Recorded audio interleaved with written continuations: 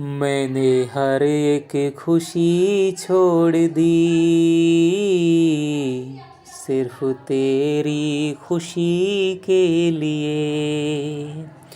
मैंने हर एक खुशी छोड़ दी, सिर्फ तेरी खुशी के लिए। तू बता और क्या छोड़ दूँ, जिंदगी नौकरी के लिए। तू बता और क्या छोड़ दूँ,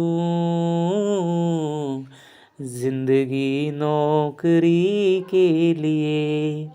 हेलो दोस्तों, नमस्कार। आपका स्वागत है आपके अपने चैनल हिंदी हब ऑफिशियल पर। चिंता नहीं करनी है, लगातार दोस्तों ईमानदारी के साथ में पढ़ते हुए जाना है। सफलता मिले तो ठीक, नहीं मिले तो दोस्तों और भी ठीक। अपनी कमियों को सुधार करना है और आगे बढ़ते जाना है।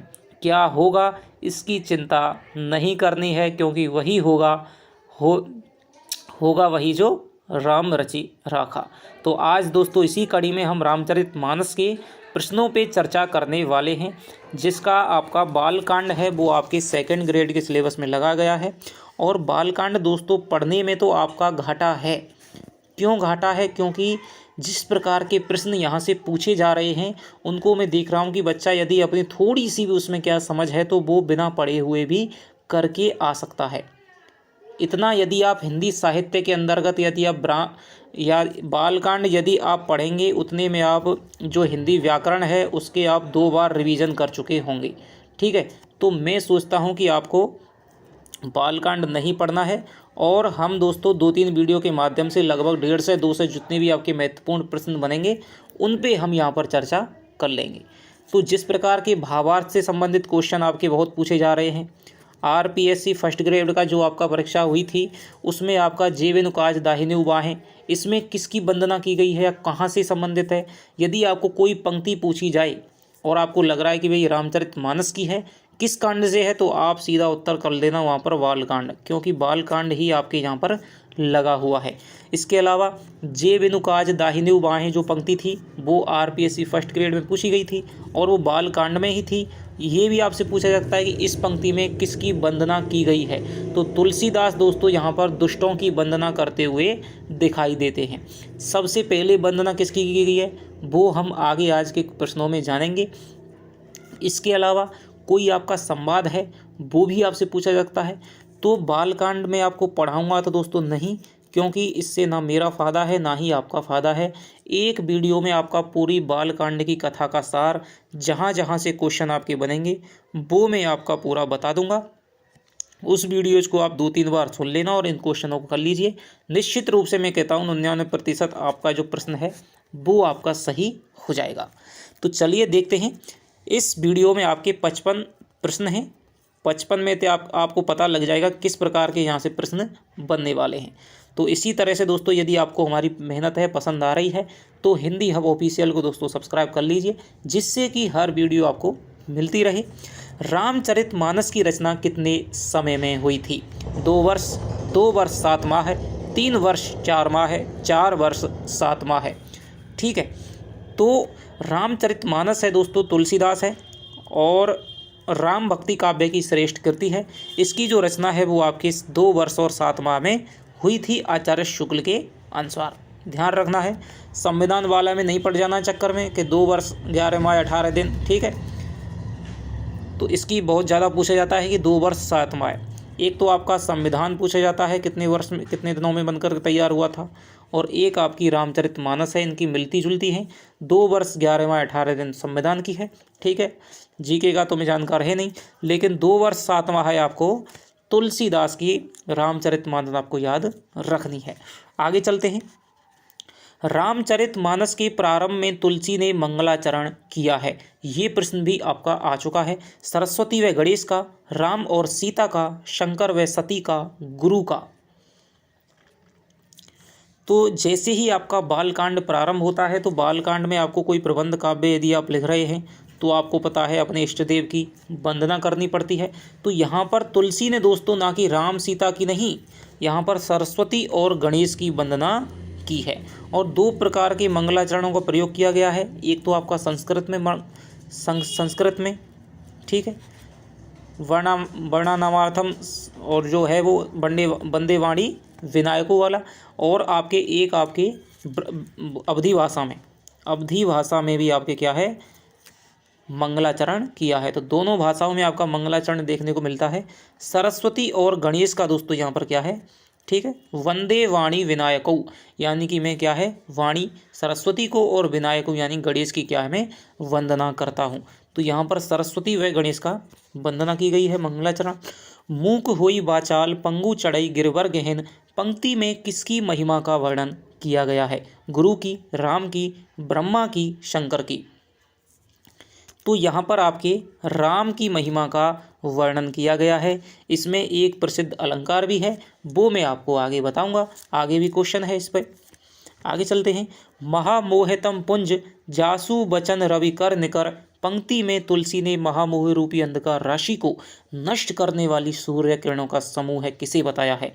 गुरु के वचनों को, राम के वचनों को, शिव के वचनों को, ब्रह्मा के वचनों को।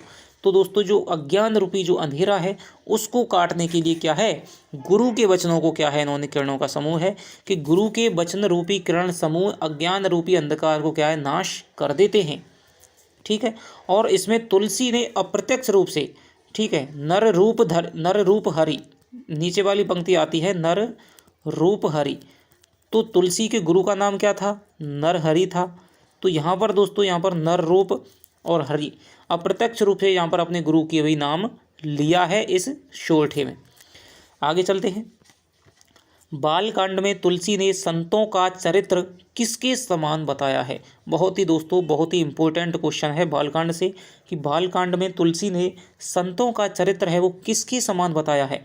कमल के समान, शीशे के समान, हीरे के समान, कपास के समान, ठीक है। तो दोस्तों यहाँ पर इन्होंने क्या है, कपास के समान है। जिस प्रकार से कपास है वो आपका क्या है, सफ़ेद और स्वच्छ निर्मल होता है, उसी प्रकार है वो आपका संतों का चरित्र भी क्या है, बिना दाग के स्वच्छ निर्मल होता है, ठीक है। तो यहाँ पर आपका कपास के समान है वो संतों का चरित्र बताया है। तुलसी ने चलता फिरता तीर्थराज किसे बताया है? नारद को, गुरु को, ब्राह्मणों की सभा को, और आपके शंकर को। तो तुलसी है वो चलता फिरता तीर्थराज बताते हैं ब्राह्मणों की सभा को, ठीक है, ब्राह्मणों की सभा को बताया है। आगे चलते हैं। समन्वयवाद का कवि किसे माना जाता है? तो आप जानते हैं, बहुत बार आपको क्वेश्चनों में कराया है, हिंदी साहित्य पढ़ाते समय भी आपको बताया है। तो समन्वयवाद का जो कवि है वो आपके तुलसीदास को माना जाता है। और किसने कहा था, समन्वय की तुलसी समन्वय की विराट चेष्टा के कवि हैं। ये क्वेश्चन भी आपका जब बीए के एग्जाम आपने दिए होंगे तो आपसे पूछा जाता रहा है, सिद्ध कीजिए तुलसी समन्वय की विराट चेष्टा के कवि हैं। क्योंकि इन्होंने दोस्तों निर्गुण का सगुण के साथ में, भक्ति का वैराग्य के साथ में, ठीक है, निराकार का साकार के साथ में, गार्हस्थ्य का वैराग्य के साथ में, ठीक है, अवधि का ब्रज के साथ में समन्वय इन्होंने दोस्तों लेकर के किया है। इसीलिए इसको समन्वय की विराट चेष्टा का कवि तुलसीदास को कहा जाता है। तुलसी की रचना कौन सी नहीं है? तो तुलसी की दोस्तों कवितावली है, गीतावली है, रामायण यहाँ पर नहीं है, क्योंकि रामायण किसकी है, वाल्मीकि की रामायण है, ध्यान रखना। ये तो आप जानते ही हैं सब, लेकिन कई बार हम नाम के लिए कि रामायण तो भाई तुलसी की है, कोई रामायण आपसे क्या है बोल व्यवहार में कह देते हैं कि भाई रामायण पढ़ रहे हैं, ठीक है। तो रामायण तो दोस्तों आपका क्या है, संस्कृत के आदि कवि वाल्मीकि की है, और रामचरितमानस है तुलसीदास की। असंगत कथन का चयन कीजिए। कृष्ण गीतावली की भाषा ब्रज है, गीतावली की भाषा अवधि है, वर्व रामायण की भाषा अवधि है, रामलला नेहचू की भाषा अवधि है। तो यहाँ पर हम देख सकते हैं दोस्तों, कृष्ण गीतावली की भाषा ब्रज है, बिल्कुल सही है, वर्व की अवधि है, और रामलला नेहचू की अवधि है। तो दोस्तों मैं आपको एक थोड़ी सी आपको ट्रिक बता देता हूँ कि जिनके पीछे ई आए, ठीक है, चाहे वो आपकी गीतावली है, ठीक है, या फिर जिनके पीछे आपकी आ आए, ठीक है, उनकी भाषा तो हो जाएगी आपके ब्रज, और जिनके पीछे और कोई अक्षर आए या और कोई मात्रा आए उनकी भाषा हो जाएगी सबकी अवधि भाषा। जैसे कि रामचरितमानस है, अवधी भाषा है। बरवे रामायण है, अवधी भाषा है। रामलला नेचू है, अवधी भाषा है। पार्वती मंगल है, अवधी भाषा है। जानकी मंगल है, अवधी भाषा है। ठीक है। कृष्ण गीतावली है, विनय पत्रिका है, कवितावली है। इन सब की भाषा क्या है आपके दोहावली है। इन सब की भाषा आपकी ब्रज है। ये आपको याद रखना है। लोकनायक किसे कहा जाता है? लोकनायक किसे कहा जाता है? तो दोस्तों कबीर को, सूरदास को, तुलसीदास को, जायसी को। तो तुलसीदास को कहा जाता है। और किसने कहा है? HP द्विवेदी ने, जिन्हें कि मैं हजारी प्रसाद द्विवेदी कहता हूँ, HP द्विवेदी ने। तुलसी क्योंकि समन्वय की विराट चेष्टा के कवि हैं, इसलिए वे लोकनायक हैं। तुलसी को कलिकाल का वाल्मीकि किसने कहा है? तो दोस्तों तुलसी को कलिकाल का जो वाल्मीकि है वो आपके कहा है नाभा दास ने कहा है भक्तमाल में। तुलसी को मुगल काल का सबसे बड़ा आदमी किसने कहा है? ग्रियर्सन ने, स्मिथ ने, मिस्र बंधुओं ने, नावाहा दास ने।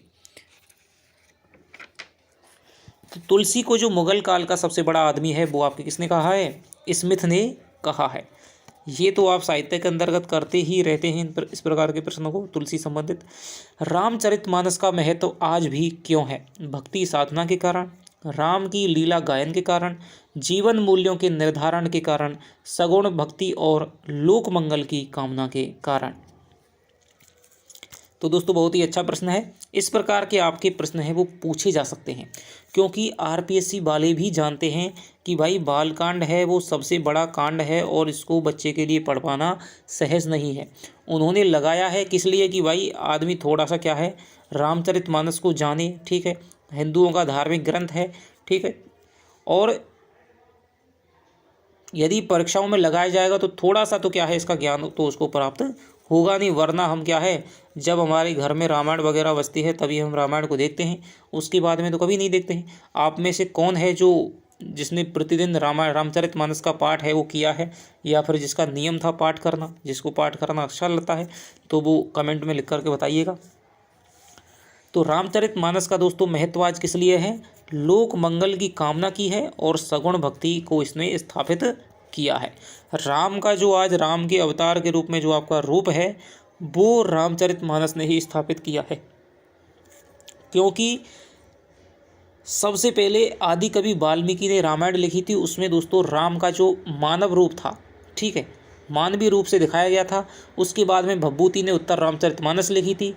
ठीक है, उसमें भी आपको मानवीय रूप में दिखाया गया था। और कबीर हैं वो भी क्या है, राम नाम का मरम न जाना, कौशल्यासुत दशरथ सुत क्यों लोक बखाना, राम नाम का मरम न जाना। इस प्रकार से कहते हैं कि राम है वो दशरथ वाले राम नहीं है, मेरे राम तो क्या है निर्गुण निराकार ब्रह्म है। लेकिन तुलसी ने दोस्तों क्या है राम को भगवान के रूप में स्थापित करने का कार्य किया था।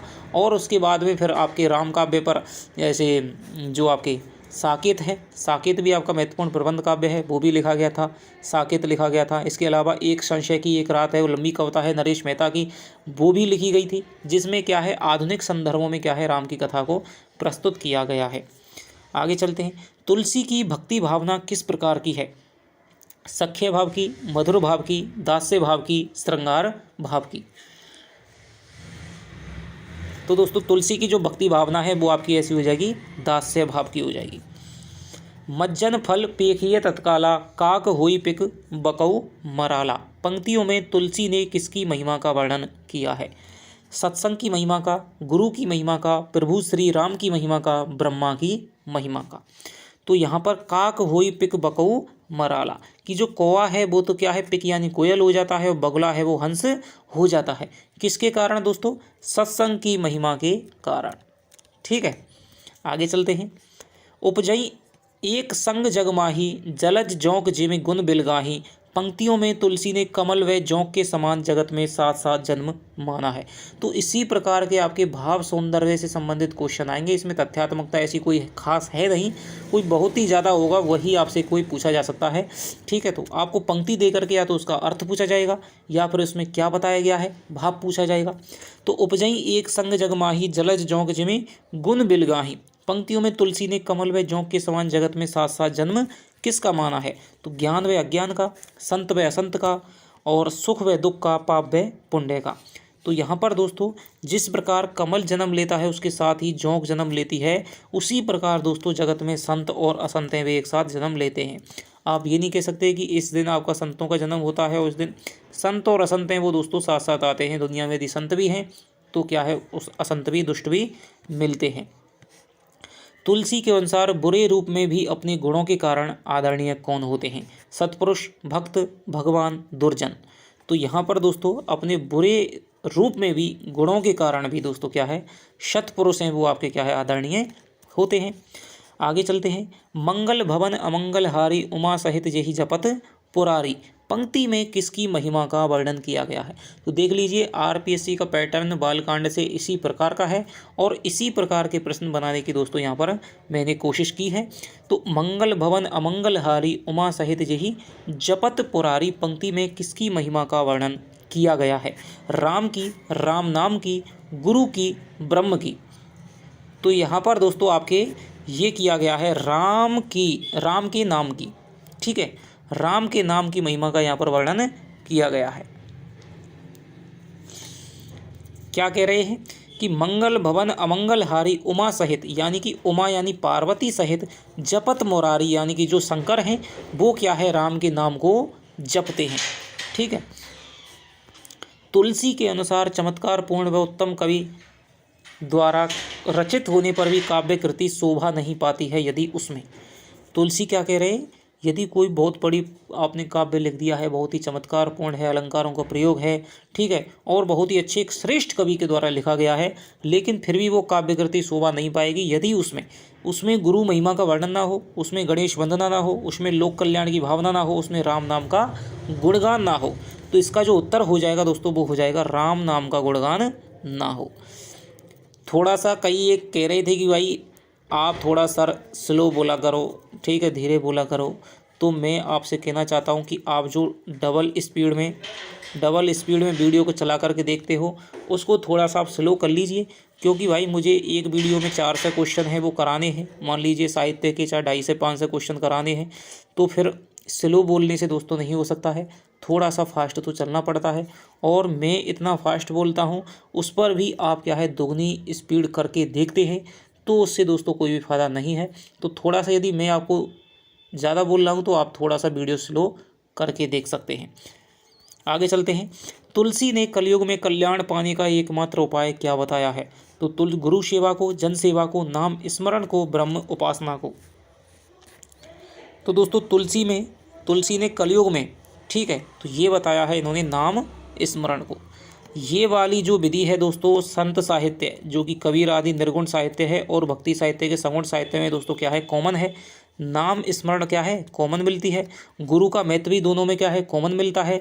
लेकिन जो सगुण भक्ति साहित्य है वो तीर्थाटन पर पूजा पद्धति को क्या है महत्व देता है, लेकिन संत साहित्य है वो आपके पूजा पद्धति को महत्व नहीं देता है। तुलसी ने राम से बड़ा बताया है गुरु को, ब्रह्म को, राम नाम को, शिव को। तो राम से बड़ा कौन है? राम से बड़ा राम का नाम है। ये आपने अपने बाबा वगैरह को, आपने क्या है पिताजी वगैरह को आपने सुना भी होगा कि राम से बड़ा तो क्या है राम का, आपस में बोलचाल में सुना होगा कभी ना कभी। तो राम से बड़ा राम का नाम है। तुलसी ने रामचरितमानस की रचना की थी काशी में, अयोध्या में, चित्रकूट में, शूकर खेत में। तो रामचरितमानस की दोस्तों रचना इन्होंने क्या है अयोध्या में की थी। ठीक है, कुछ भाग इसका क्या है जैसे कि आपका उत्तरकांड वगैरह है जो आपका वो है आपका कहाँ लिखा था? काशी में भी लिखा था। मेटत कठिन कुअंक भाल के तुलसी ने मस्तक पर लिखे दुर्भाग्य के लेख को मिटाने वाला बताया है राम नाम को, राम कथा को, राम के गुणों को, गुरु को। तो दोस्तों राम के गुणों को, राम के जो गुण हैं वो आपके क्या है मस्तक पर लिखे जिनका दुर्भाग्य का लेख है उसको मिटा देते हैं। आगे चलते हैं। मानस का प्रमुख छंद क्या है? दोहा है, हरगीत का है, चौपाई, सोरठा। तो आप सब जानते हैं चौपाई इसका प्रमुख छंद है।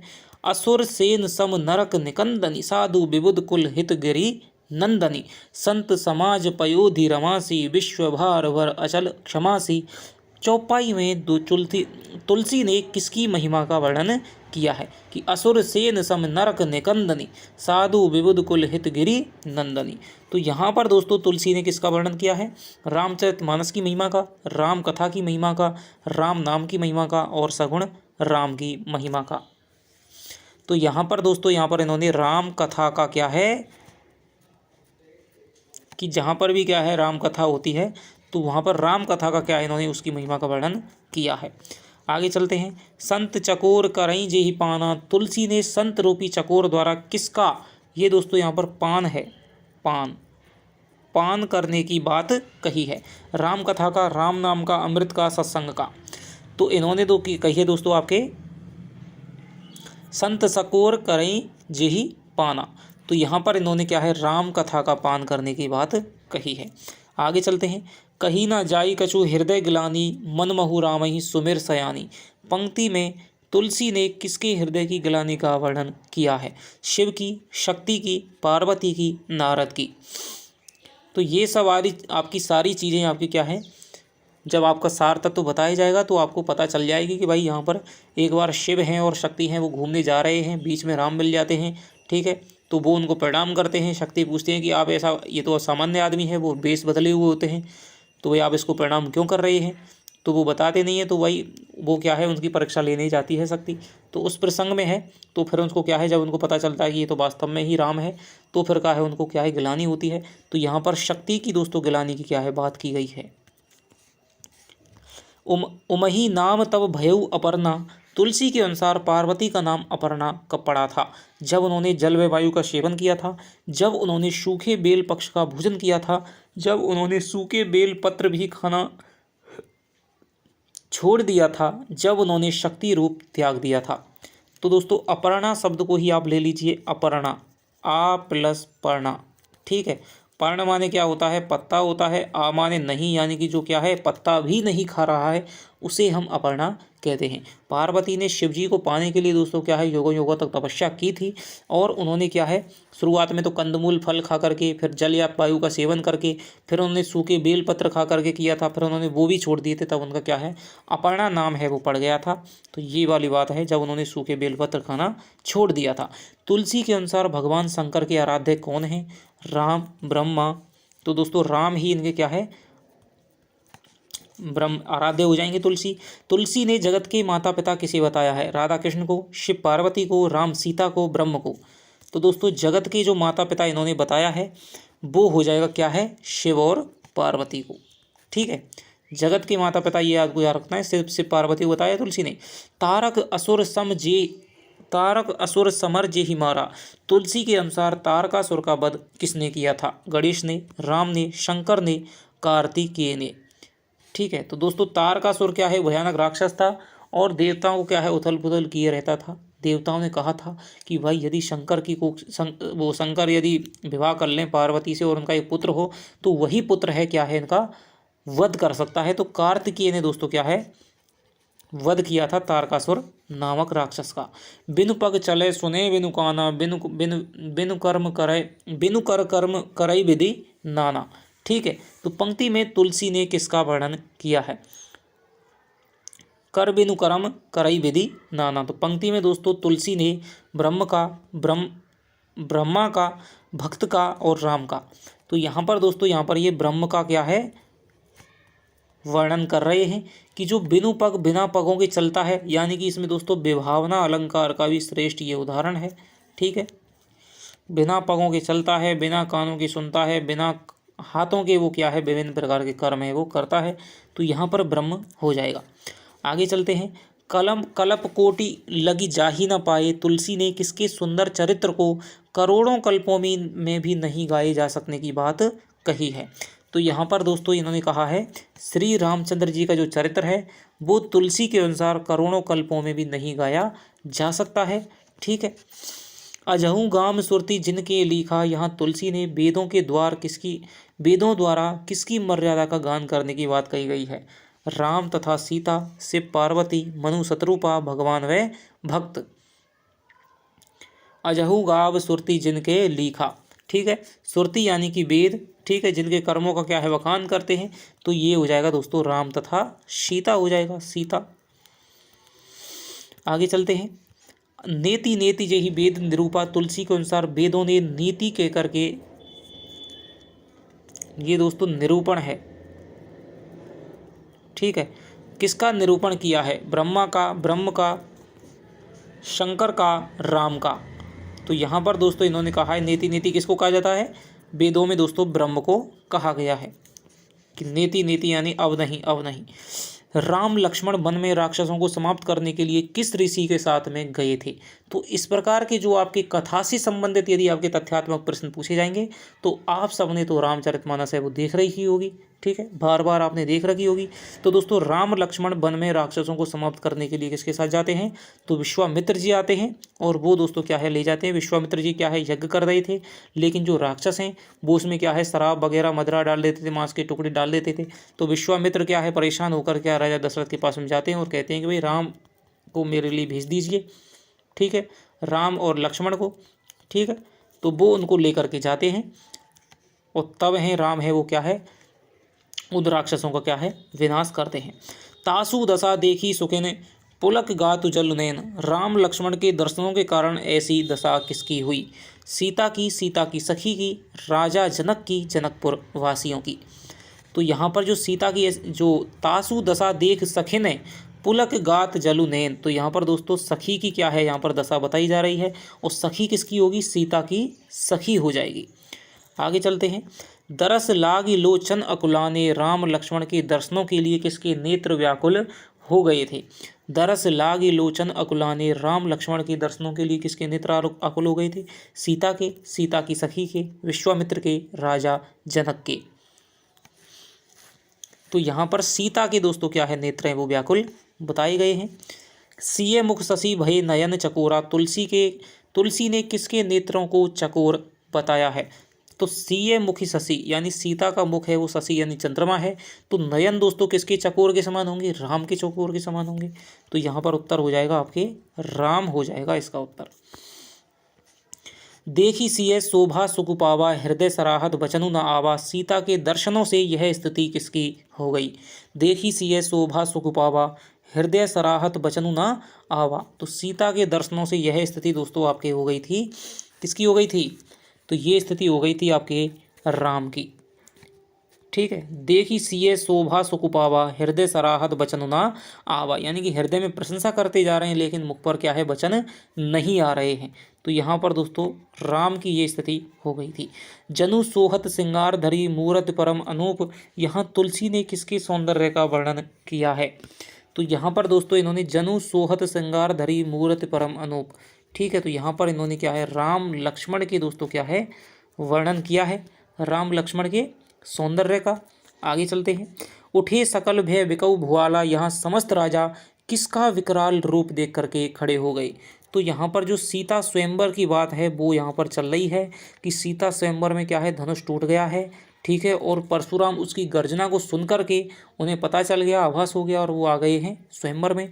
तो भय उठे सकल भय बिकल भुआला, यहाँ पर जो सारे राजा थे वो परशुराम को देख करके क्या है भय के मारे उठ गए थे, ठीक है, क्योंकि परशुराम ने क्या है बहुत बार है वो पृथ्वी को क्या है क्षत्रियों से विहीन कर दिया था। मुख छवि कही ना जाई मोहि पाई, जो बिलो की बहु काम लजाई। उपयुक्त पंक्ति में तुलसी ने किसके मुख की शोभा का वर्णन किया है? तो यहाँ पर राम की, लक्ष्मण की, सीता की, परशुराम की।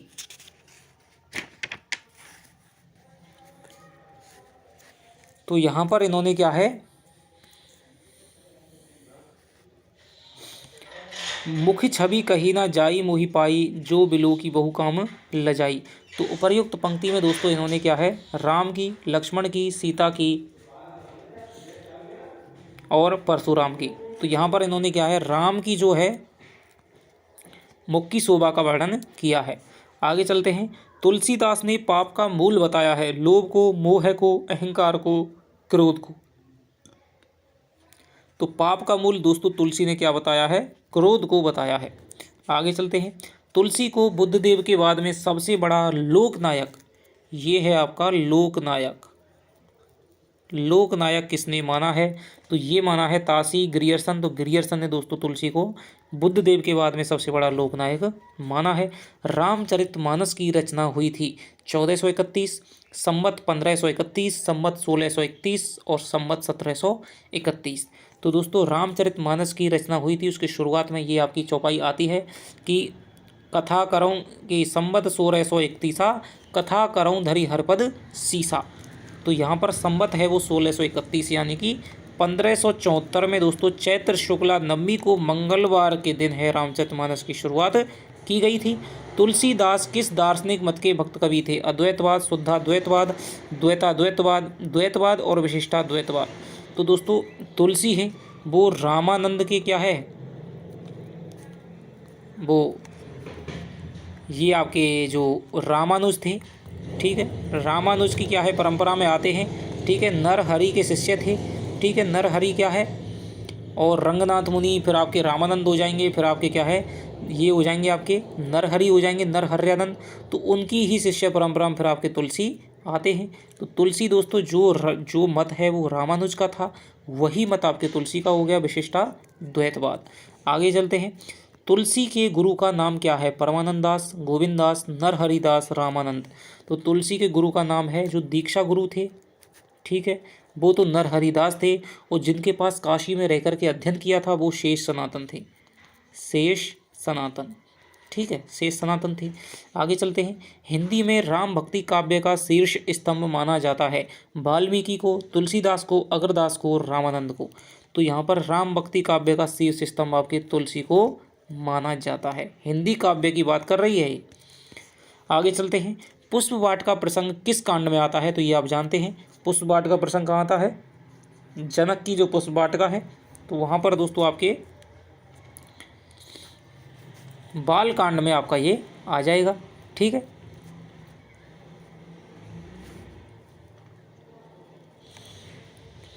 आगे चलते हैं। बाल कांड में तुलसी ने किया है राम के बाल रूप का वर्णन, बिल्कुल किया है। राम के विवाह का वर्णन, बिल्कुल किया है। जीवन के उच्च आदर्शों की स्थापना भी दोस्तों की है। तो यहाँ पर उपर्युक्त सभी आ जाएगा। आगे चलते हैं। मानस में किस रस की प्रधानता है? शांत की, वीर की, श्रृंगार की, करुण की। तो मानस में दोस्तों जो प्रमुख रस है वो हो जाएगा आपके शांत रस हो जाएगा। महाकाव्यों में ज़्यादातर आपका क्या है, शांत रस ही आपका प्रमुख माना जाता है, ज़्यादातर रहता है। लेकिन जो भभूति की उत्तर रामचरित है उसमें दोस्तों करुण रस है, उसको क्या है स्थापित किया है उन्होंने। मूक होई बाचाल पंगु चढ़ई गिरवर गहन में कौन सा अलंकार है? विभावना, अतिशयोक्ति, विनुक्ति और आपका विरोधाभास, ठीक है। तो बताइए कौन सा अलंकार है? मूक होई बाचाल पंगु चढ़ई गिरवर गहन, यानी मूक है दोस्तों क्या है वो तो बाचाल हो जाता है, और जो पंगु यानी कि जो लंगड़ा है वो क्या है पर्वतों को चढ़ जाता है। तो यहाँ पर विरोधाभास देखने को मिल रहा है कि भाई लंगड़ा है वो पर्वत कैसे चढ़ सकता है, और जो गूंगा है वो वाचाल कैसे हो सकता है। तो यहाँ पर विरोधाभास अलंकार देखने को मिल रहा है। आगे चलते हैं। राम नाम में आने वाले अक्षरों को तुलसी ने क्या बताया है? तो इस प्रकार का दोस्तों बहुत उसमें लंबा खंड चलता है, ठीक है। कौशल्या देशी प्राची, ठीक है। तो यहाँ पर उन्होंने क्या है उपमाएं दी हैं। संतों को क्या है कपास कहा है, कौशल्या को प्राची दिशा के समान बताया है। इसी प्रकार से राम नाम में आने वाली जो अक्षर हैं रे और में, इनको किस महीने के समान बताया है? आषाढ़ व श्रावण, सावन व भादो, चैत्र व वैशाख, पौष व शुक्ल। तो यहाँ पर दोस्तों इन्होंने राम नाम में आने वाले अक्षरों को सावन व भादों महीने के समान है वो बताया है। आगे चलते हैं। जो एही बरई अमर सोई होई, यह कथन किसके संबंध में कहा गया है? सीता के, पार्वती के, विश्वमोहिनी के, शंकर जी के। तो ये जो दोस्तों कथन है वो आपके विश्वमोहिनी के संदर्भ में कहा गया है। विश्वमोहिनी है, ठीक है। तो उसकी क्या है नारद जी क्या है उससे क्या है प्रेम कर बैठते हैं और उसकी सभा में उसके स्वयंवर में चले जाते हैं। लेकिन जो विष्णु है उन्होंने नारद को दोस्तों क्या है हरि रूप दे दिया था। हरि यानी कि बंदर, हरि का अर्थ विष्णु भी होता है, हरि का अर्थ होता है बंदर भी होता है। तो बंदर का रूप दे दिया था, और इसीलिए जो विश्वमोहिनी है नारद जी को पता नहीं था, ठीक है। विश्वमोहिनी है और क्या है उनके गले में माला नहीं डालती है, ठीक है। तो नारद को बड़ा आश्चर्य होता है। तब जो शिव के गण हैं वो भी वहाँ पर थे उस स्वयंवर में, वो उन पर हंसते हैं। जो नारद हैं वो अपने पानी में अपने जब चेहरा देखते हैं तब उनको पता चलता है कि मेरे साथ में क्या मजाक हुआ है। तब वो विष्णु को श्राप देते हैं, जिस प्रकार से तुमने मेरा मजाक उड़ाया है उसी प्रकार से क्या है तुम्हें भी आगे चल करके अपनी पत्नी के वियोग में क्या है कष्ट सहना पड़ेगा। इसी उक्ति को सिद्ध करने के लिए, नारद के शाप को सिद्ध करने के लिए ही क्या है राम का जन्म अवतार क्या है लिया गया था। इस प्रकार की कई अवतार की कथाएं हैं कि भाई राम का जन्म है, विष्णु ने राम का अवतार है वो क्यों लिया था। तो तो उसमें कई कथाएं आती हैं, जिसमें से एक कथा नारद की कथा भी है। तो ये विश्व मोहिनी के रूप बारे में कहा गया है। तो ये दोस्तों आपके क्या है 75 प्रश्न थे। आपको कैसे लगे कमेंट में करके बताइएगा, ठीक है। और जितनी जल्दी दोस्तों इस पर क्या है 2000 व्यूज हो जाएंगे, उसके बाद में हम अगली वीडियो है रामचरितमानस की मैं आपको डाल दूंगा। तो बिल्कुल भी आपको चिंता नहीं करनी है। तो चलिए आपसे मिलता हूँ अगली वीडियो में। तब तक के लिए दोस्तों बाय बाय, जय हिंद, जय भारत।